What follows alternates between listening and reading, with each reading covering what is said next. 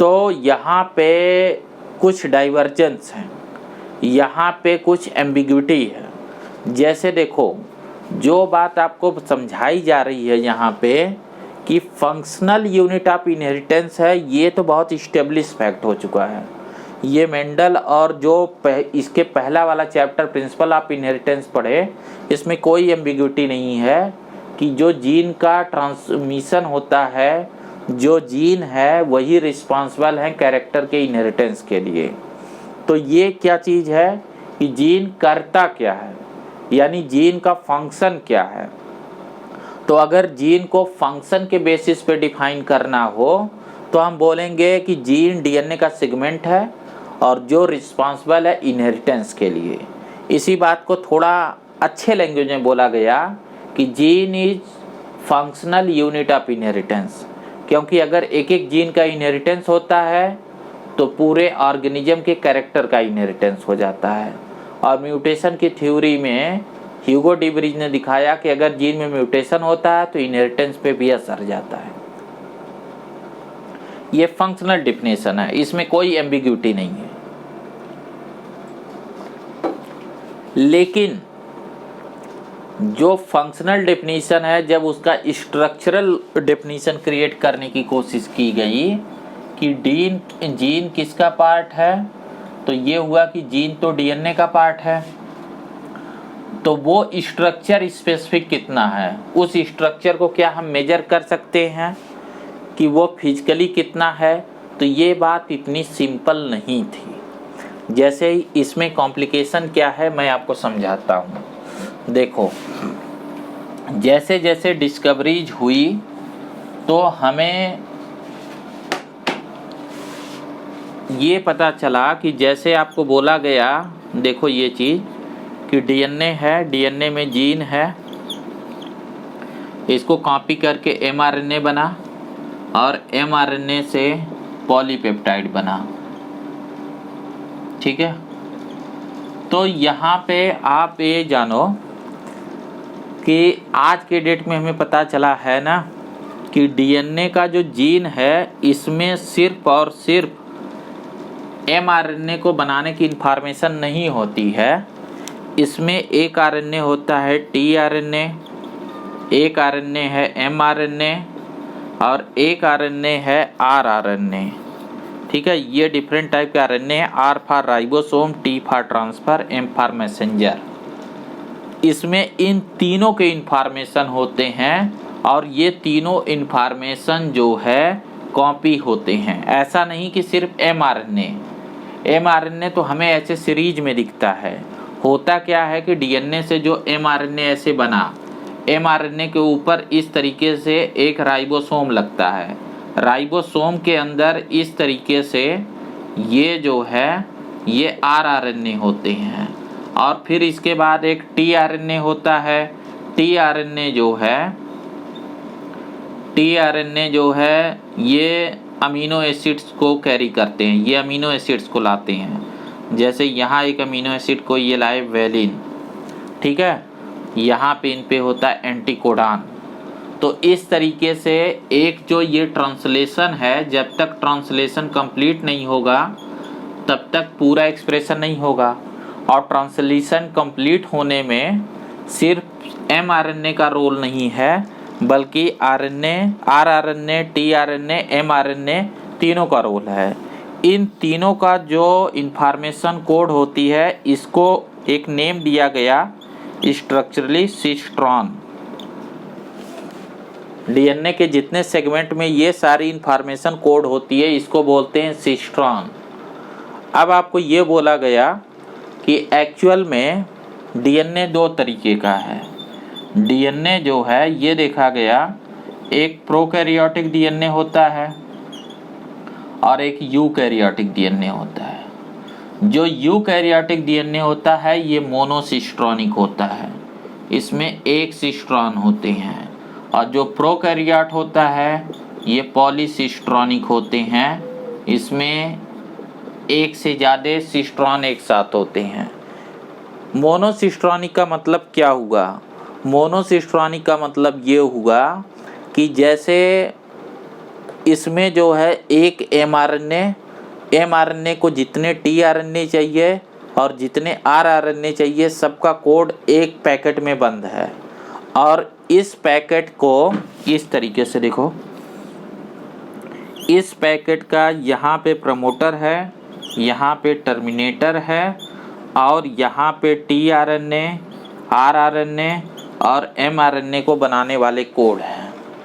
तो इन सब की पैकिंग इस तरीके से की गई है।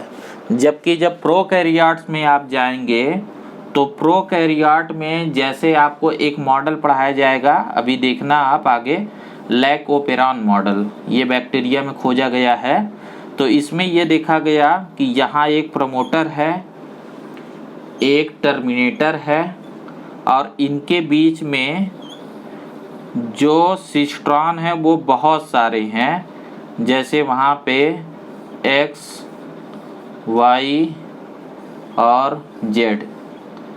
तो इन सब में क्या है कि इनका अपना tRNA, rRNA, mRNA है, इसका भी tRNA, mRNA और इसका अलग tRNA, mRNA, rRNA है। तो अगर एक ट्रांसक्रिप्शन यूनिट इसको जो है आप एक जीन मान रहे हैं तो हम बोलेंगे कि जीन मोनोसिस्ट्रॉनिक भी हो सकती है जैसा यूकैरियोट में होती है, जीन पॉलीसिस्ट्रॉनिक हो सकती है जैसा प्रोकैरियोट में भी होती है। सिस्ट्रॉन क्या है? वो जीन के सब यूनिट्स हैं। अब जो ये मोनोसिस्ट्रॉनिक जीन है तो इसके बाद जो है कुछ ऐसे रीजन आते हैं जो नॉन कोडिंग, और फिर दूसरा जो है दूसरा फिर से कोडिंग रीजन आता है। तो इसी वजह से इसको हम स्प्लिट जीन बोलते हैं। इस अरेंजमेंट को हम नेम देते हैं स्प्लिट जीन, क्योंकि सिस्ट्रॉन के फॉर्म में जीन के कंपोनेंट टूटे रहते हैं। इस बात को मैं थोड़ा और बेहतर आपको समझाऊं तो कुछ इस तरीके से, जैसे ये बात डिपेंड करती है कैरेक्टर पे। जैसे मेरी बात को ऐसे समझो आप, जैसे मान लीजिए कि आप बोलते हैं कि एक फेमस कोटेशन आपको बताया था कि वन जीन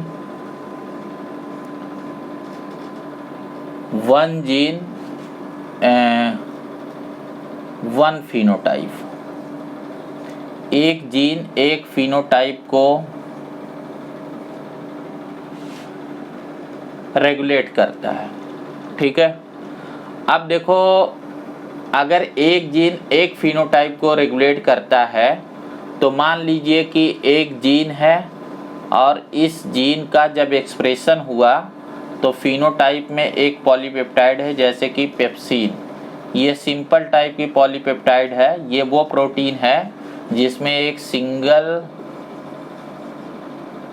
पॉलीमर चेन होती है, पॉलीपेप्टाइड चेन होती है। तो यहाँ तो वन जीन वन फिनोटाइप वाला ठीक है, लेकिन अगर ये जीन हीमोग्लोबिन बनाना चाहे, जैसे ये जीन अगर हीमोग्लोबिन को बनाना चाहे तो हीमोग्लोबिन की स्ट्रक्चर कैसी होती है ये थोड़ा आप देखो। ये हटा रहा हूँ।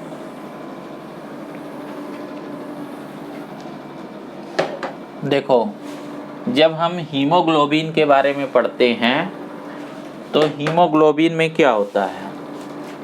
हीमोग्लोबिन में 2 अल्फा चेन होती है, 2 बीटा चेन होती है और एक हीम ग्रुप होता है और तीनों को ऐड किया जाता है। जैसे मैं इस तरीके से दिखाऊं कि ये अल्फ़ा है, 2 अल्फ़ा हैं, अल्फ़ा 1 और अल्फ़ा 2।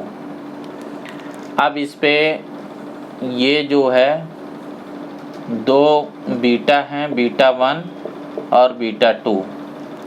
इसके बाद इसमें यहाँ पे ये हीम ग्रुप है, ये इससे जुड़ा। तो अगर इस हीमोग्लोबिन के फॉर्मेशन को आप एक फिनोटाइप मान रहे हैं, ये एक फिनोटाइप है और इसको कंट्रोल अगर एक जीन कर रहा है तो इस जीन में सिस्ट्रॉन एक से ज़्यादा रखने पड़ेंगे। क्योंकि इस कैरेक्टर को बनाने के लिए अब इसमें जो है देखो इसके अंदर कितने सिस्ट्रॉन होंगे, तो इसके अंदर जो सिस्ट्रॉन होंगे वो एक अल्फा जीन का सिस्ट्रॉन होगा, एक बीटा का सिस्ट्रॉन होगा और एक हीम का सिस्ट्रॉन होगा और एक इनका बाइंडिंग का सिस्ट्रॉन होगा कि ये सारी चीज़ें आपस में जुड़े, यानी कि चार सिस्ट्रॉन मिल के इसे बनाएंगे। तो डीएनए कुछ ऐसा दिखेगा ना कि जैसे मान लो ये डीएनए है तो इसमें ये, इसके बाद ये, इसके बाद ये, देखो अल्फा बीटा हीम बाइंडिंग। अब ये जो चारों चीज़ है, ये चारों चीज़ मिलके एक जीन को बना रही है, क्योंकि जीन की फंक्शनल डेफिनेशन क्या है कि एक जीन एक फिनोटाइप को रेगुलेट करता है। तो अगर जीन एक फिनोटाइप को रेगुलेट करता है तो जाहिर सी बात है कि अगर इसे सिस्ट्रॉन के टर्म में ले जाएं, यूकैरियोट्स में हीमोग्लोबिन होता है तो ये एक पॉलीसिस्ट्रॉनिक है जिसमें 4 सिस्ट्रॉन है और 4 सिस्ट्रॉन मिलके बना रहे हैं एक फंक्शनल जीन को, यानी स्ट्रक्चरली ये एक यूनिट में न होके 4 सेगमेंट में है। इसीलिए इस थ्योरी को हम बोलते हैं स्प्लिट जीन, इसीलिए इसको बोलते हैं स्प्लिट जीन। प्रोकैरियोट में इस टाइप का अरेंजमेंट नहीं होता है। प्रोकैरियोट में क्या होता है कि जैसे अगर प्रोकैरियोट का आप डीएनए बनाओ तो यहाँ एक ट्रांसक्रिप्शन यूनिट है, ये इसका प्रमोटर है, ये इसका टर्मिनेटर है। इसके अंदर ही यहाँ पे, इसके अंदर ही यहाँ पे इस तरीके से XYA 3 जो है ये स्ट्रक्चरल जीन इसके अंदर पैक कर दिए गए हैं और इस अरेंजमेंट को हम बोलते हैं पॉलीसिस्ट्रॉनिक अरेंजमेंट। यहाँ ये पूरी यूनिट एक जीन का काम कर रही है, यानी प्रोकैरियोट में आप ये कह सकते हो कि एक ट्रांसक्रिप्शन यूनिट इक्विवेलेंट है एक जीन के। लेकिन जब यूकैरियोट में आओगे तो फिनोटाइप कॉम्प्लेक्स होने की वजह से जीन मोनोसिस्ट्रॉनिक न, जीन पॉलीसिस्ट्रॉनिक न होके मोनोसिस्ट्रॉनिक होते हैं, उनका स्प्लिट अरेंजमेंट होता है, बट फंक्शनली ये एक यूनिट के फॉर्म में काम करते हैं। यानी फंक्शनली अगर ये यूनिट आप इनहेरिटेंस है, क्योंकि ये चारों चीज़ मिलके हीमोग्लोबिन का एक कैरेक्टर का इनहेरिटेंस करते हैं, तो इन चारों सिस्ट्रॉन के यूनिट को हम एक जीन कहते हैं। मसला यहाँ भी नहीं ख़त्म हुआ, जीन बड़ी ही कॉम्प्लिकेटेड था, ये एकदम जिन्न की तरह था।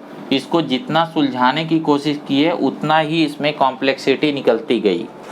बाद में जब और ज़्यादा जब रिसर्च हुई तो हमें एक नई फीचर्स भी मिली, और ये नया फीचर्स देखो क्या है।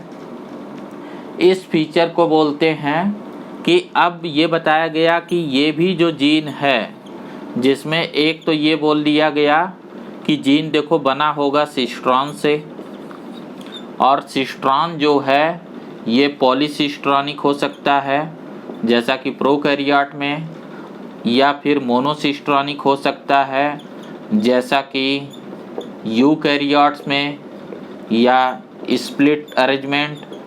फिर आपको बोला गया कि इस जीन के भी 2 और फॉर्म हो सकते हैं पॉली और मोनो के। वो क्या है कि कुछ जीन तो स्ट्रक्चरल जीन है, जैसे अभी तक जो डिस्कशन है, क्योंकि इस जीन से हमेशा mRNA होते हैं और mRNA बनाता है पॉलीपेप्टाइड्स, ठीक है। लेकिन कुछ जीन होते हैं जिन्हें हम बोलते हैं रेगुलेटरी जीन। ये जो रेगुलेटरी जीन होते हैं इनसे कोई mRNA नहीं बनता है, नो mRNA, ठीक है, नो पॉलीपेप्टाइड। लेकिन फिर भी इसको हम जीन बोलते हैं क्योंकि ये इनहेरिटेंस को रेगुलेट करता है। कैसे? जैसे कि ये जो आपको प्रमोटर और टर्मिनेटर रीजन है, इनसे कोई भी mRNA कॉपी नहीं होता, लेकिन ये प्रोसेस को रेगुलेट करते हैं। ऐसे ही एक और रीजन होता है जिसे ऑपरेटर रीजन बोलते हैं लैकोपेरान में। तो ऐसे बहुत सारे जीन मिले जिनकी कॉपी तो नहीं होती है, लेकिन जो जीन के एक्सप्रेशन को, जीन को प्रेजेंट होने को रेगुलेट करती हैं। तो हमारे समझ में ये आया कि भैया देखो ऐसा है कि जीन दो टाइप का है, एक रेगुलेटरी जीन, एक स्ट्रक्चरल जीन। रेगुलेटरी जीन का जो रोल होता है वो सिर्फ फंक्शनल कंट्रोल के फॉर्म में होता है इनहेरिटेंस को। स्ट्रक्चरल जीन जो है ये सिस्ट्रॉन से बनी होती हैं, क्योंकि इनसे mRNA पॉलीपेप्टाइड होते हैं। अब इनका जो सिस्ट्रॉन है इसकी पैकेजिंग दो टाइप की होती है, प्रोकैरियोट में पॉलीसिस्ट्रॉनिक और यूकैरियोट में मोनोसिस्ट्रॉनिक स्प्लिट अरेंजमेंट होता है। इसी स्प्लिट अरेंजमेंट को हम एक्सॉन और इंट्रॉन बोलते हैं। जो स्प्लिट अरेंजमेंट होता है ना, इसी के लिए हम टर्म यूज करते हैं एक्सॉन और इंट्रॉन। तो अब देखो ये जो स्ट्रक्चरल यूनिट है, ये जो स्ट्रक्चरल जीन है, ये जो रेगुलेटरी जीन है, दोनों अगर मिलके एक ट्रांसक्रिप्शन यूनिट बनाती है तो हम बोलेंगे कि वो पूरा अरेंजमेंट एक जीन है। इसलिए ओवरऑल अगर हम इसकी समरी लाएं तो हमें ये समझ में आया कि जीन की कोई एक नैरो डेफिनेशन नहीं है। समझे इस बात को, जीन का कोई नैरो डेफिनेशन नहीं है कि सीधा सीधा एक जीन जो है एक ट्रांसक्रिप्शन यूनिट है। वो एक ट्रांसक्रिप्शन यूनिट भी हो सकती है, एक से ज़्यादा ट्रांसक्रिप्शन यूनिट भी हो सकती है, और एक ट्रांसक्रिप्शन यूनिट के कई कंपोनेंट हो सकते हैं, और वो सिंगल पैक भी हो सकती है। जैसे मैंने बोला था ना कि जीन को एक कुजीन समझो, तो कई सारी कुजीन आपस में कई कंपोनेंट्स मिलके बनी होती हैं। जैसे कि दाल चावल, ये एक ही कुजीन है। दाल को अलग नहीं खाते, चावल को अलग नहीं खाते, दोनों साथ खाते हो। दोनों को एक भी नहीं कर सकते हो तब खिचड़ी बन जाएगी। समझे इस बात को। और ऐसा भी हो सकता है कि दाल चावल बनाने में दाल की कई वैरायटी हो, चावल की कई वैरायटी हो। समझे, तो वो दोनों हम अलग अलग पकाते हैं, दाल अलग बनाए, चावल अलग पकाए, लेकिन फंक्शनली जब उसे कंज्यूम कर रहे हैं तो थाली में एक साथ परोसा जाता, क्योंकि इनको एक साथ खाना है। और कई बार इससे भी अलग होते हैं। कई सारे ऐसे डिशेज हैं जिसमें कई तरीके की चटनी, पिकल और सारी चीज़ होती हैं। तो जो आप बोलते हो कि ये एक पर्टिकुलर कुजीन्स है, तो उसके कई सारे कंपोनेंट होते हैं। बिल्कुल वही बात यहाँ भी लागू हो रही है।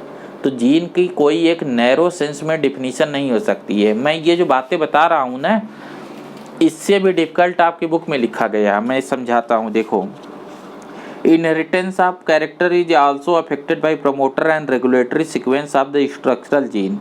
Hence, sometimes the regulatory sequence are loosely defined as the regulatory gene, even though these sequence do not code for RNA or protein. तो ऐसा कोई ज़रूरी नहीं है कि जीन में हमेशा जो है स्ट्रक्चरल जीन ही हो। जैसे आपको ट्रांसक्रिप्शन यूनिट में भी स्ट्रक्चरल जीन बताया गया, ये सिंपलेस्ट टाइप का जीन है, लेकिन ऐसा भी हो सकता है कि रेगुलेटरी जीन भी हो। तो इसका मतलब पता चला कि जीन कोई यूनिफॉर्म वैरायटी नहीं है, जीन की कई सारी वैरायटीज है, जिसमें रेगुलेटरी जीन है, जिसमें स्प्लिट जीन है, जिसमें मोनोसिस्ट्रॉनिक है, जिसमें पॉलीसिस्ट्रॉनिक है। हर कॉन्सेप्ट को आपको समझा दिया गया है।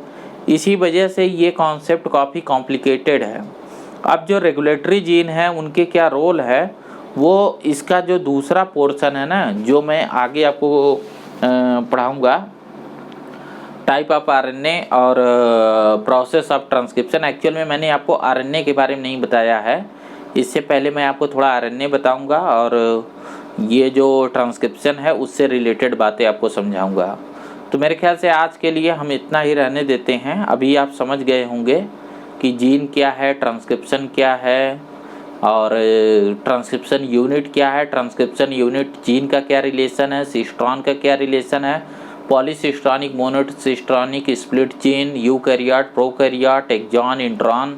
एक्सॉन इंट्रॉन क्या थे? जैसे जब हम ये पॉलीसिस्ट्रॉनिक स्प्लिट जीन बोले ना, तो ये जो अल्फा बीटा वाला रीजन है इनको हम एक्सॉन बोलते हैं। इनके बीच में ये जो नॉन कोडिंग रीजन रहेंगे इनको हम एंट्रॉन बोलेंगे। ठीक है, तो स्प्लिट जीन में ही एक्सॉन और एंट्रॉन मिलते हैं। इस पॉलीसिस्ट्रॉनिक अरेंजमेंट में जो डायग्राम, ये पॉलीसिस्ट्रॉनिक अरेंजमेंट में सिर्फ एक्सॉन होते, कोई इंट्रॉन नहीं होता। उसका क्या रोल होता है वो थोड़ा समझ जाओगे जब मैं आगे पढ़ाऊंगा प्रोसेसिंग ऑफ द mRNA, तो ये बात आप समझ जाओगे। तो फ्रेंड्स, आज के लेक्चर के लिए इतना रहने देते। देखिए, मेरा जो ये लेक्चर बनाने का पर्पज़ है कि आपको उस ग्रेड का, देखो बात ये है कि मेरे लेक्चर बनाने का पर्पज़ ये नहीं कि आपको खुश करना, ठीक है, स्टूडेंट को मैं खुश नहीं करना चाहता हूँ। जैसे एक तरीका ये होता है कि आपको बस ऊपर ऊपर से सुपरफिशियल चीज़ें पढ़ाई जाए, आपका पूरा सिलेबस न कंप्लीट किया जाए, और आपको जब तक ईजिली समझ में आए तब तक सही है, जहाँ न समझ में आए तहाँ आपको अच्छा न लगे आप स्विच कर जाएं, तो उससे फ़ायदा नहीं होगा, क्योंकि एग्ज़ाम में तो उससे भी आ सकता है। मेरा बनाने का पर्पज़ ये है कि आपको टू द पॉइंट पूरे कंसाइज वे में सिलेबस को उस स्टेज तक ले जाएं, बिल्कुल बॉटम से बिल्कुल टॉप तक, जहां तक सिलेबस को टच आपका नीट एग्ज़ाम करता है। क्योंकि मैंने बताया कि हो सकता है कि आपसे बहुत इजी क्वेश्चन पूछे जाए और हो सकता है आपसे डिफ़िकल्ट क्वेश्चन पूछे जाए उसी टॉपिक से, तो आपको तैयार तो दोनों के लिए रहना है। अब ऐसा नहीं कि हर टॉपिक को इजी पूछा जाएगा, हर टॉपिक को डिफ़िकल्ट पूछा जाएगा। हर साल ये होता है कि जैसे किसी साल डाइजेशन को इजी कर दिया तो जेनेटिक्स टफ कर दिया, अगले साल जेनेटिक्स इजी कर दिया तो डाइजेशन टफ हो गए।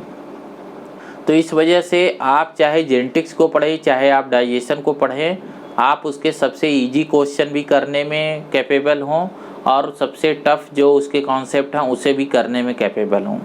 जब आपकी प्रिपरेशन इस लेवल की होती है तब आप पूरे कॉन्फिडेंट होते हैं और एग्ज़ाम में कैसे भी क्वेश्चन पूछे जाएं कोई दिक्कत नहीं है। दूसरी बात ये है कि अपने एक पर्सनल सेटिस्फैक्शन के लिए जब बुक में जितनी इन्फॉर्मेशन मेंशन है आपको भी एक इंटरेस्ट होता है, आपको भी अंदर से एक क्यूरियोसिटी होती है कि हमें जीन के बारे में समझना है, ये जीन है क्या, इतने सारे साइंटिस्ट लगे और इसकी डिस्कवरी देखो कितना पहले से चली आ रही थी, है ना। मेंडल के समय से ये बात शुरू हुई और आज हमारी अंडरस्टैंडिंग कहाँ तक पहुँची है। और लास्ट में देखना आपको ह्यूमन जीनोम प्रोजेक्ट सिलेबस में है, हमने जीन को पूरे बुक के फॉर्म में प्रिंट कर दिया और वो जब पढ़ोगे आप तो बहुत मज़ेदार लगेगा। मैं अभी रिकमेंड करूँगा कि एक आध बार आप पढ़ के रखिए, फिर मैं उसे समझाऊँगा तो बात आपके समझ में आएगी। ठीक है, उसको कैसे पढ़ना है, DNA फिंगरप्रिंट